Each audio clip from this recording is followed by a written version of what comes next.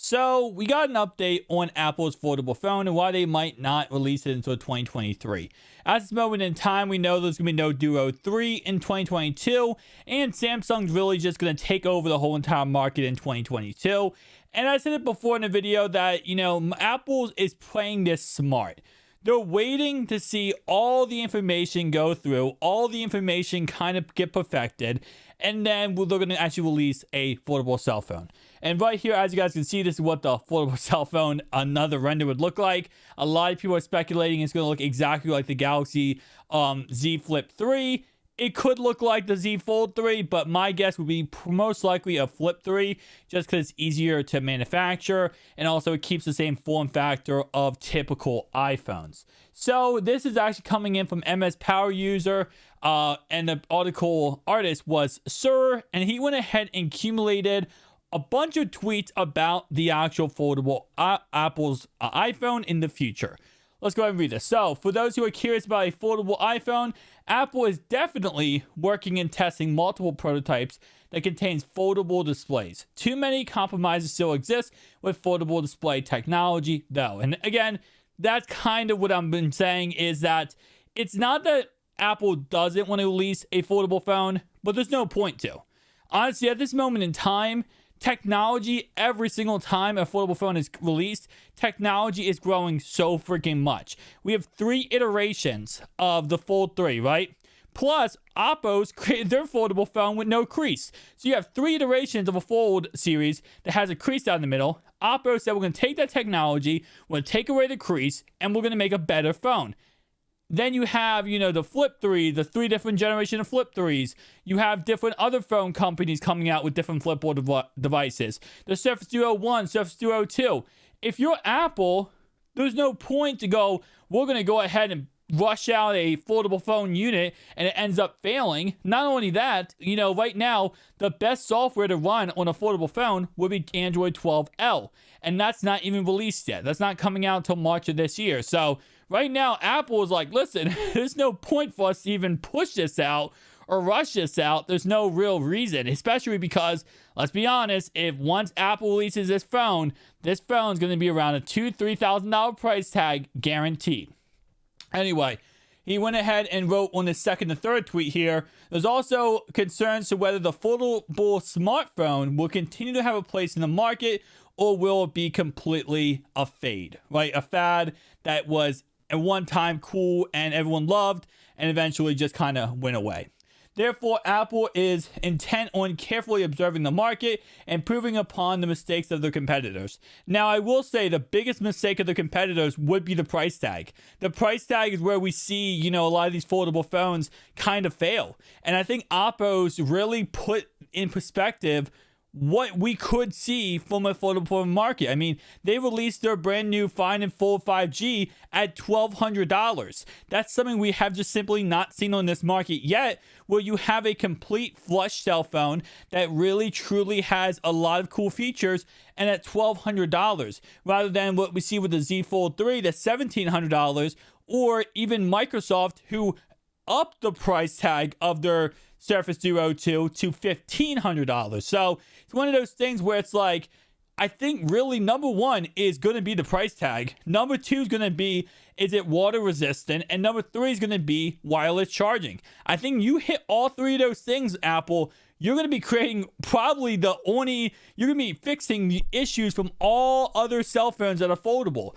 Everything else, pretty much every cell phones have. Every foldable cell phone is going to have a good camera, going to have NFC, except for the Duo 1, Duo 2 fixed that. It's also going to have, a really good display, high quality, a lot of benefits. Like, overall wise, you fix price tag, water resistance, wireless charging. You're going to be above your competitors instantly.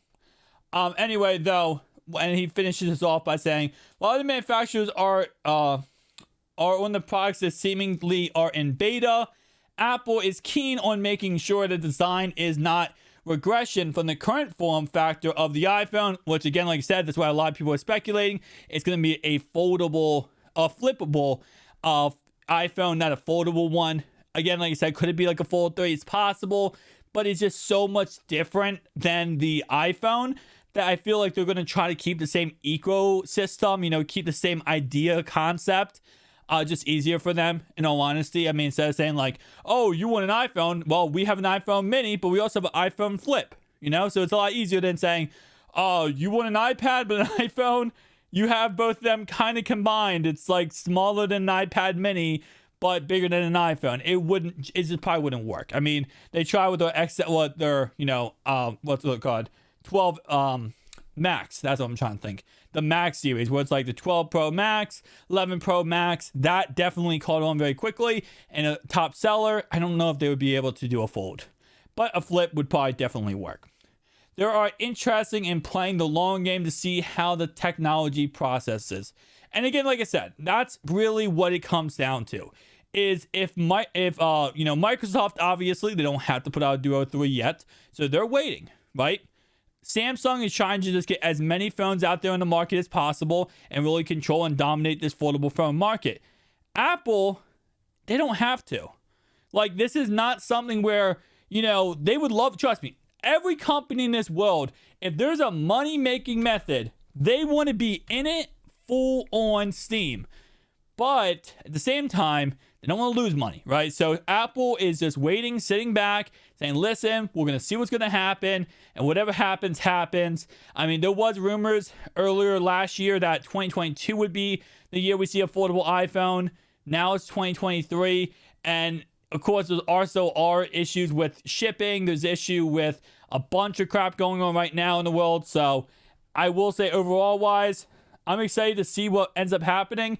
But this article does go ahead and end off by saying, according to Dylan, Dylan KT, Apple is waiting for affordable technologies to mature so that the iPhone is not regression to user experience. More importantly, they're waiting to see if the foldable phones are a fad. Again, like I said before, and see if they're actually worth investing in.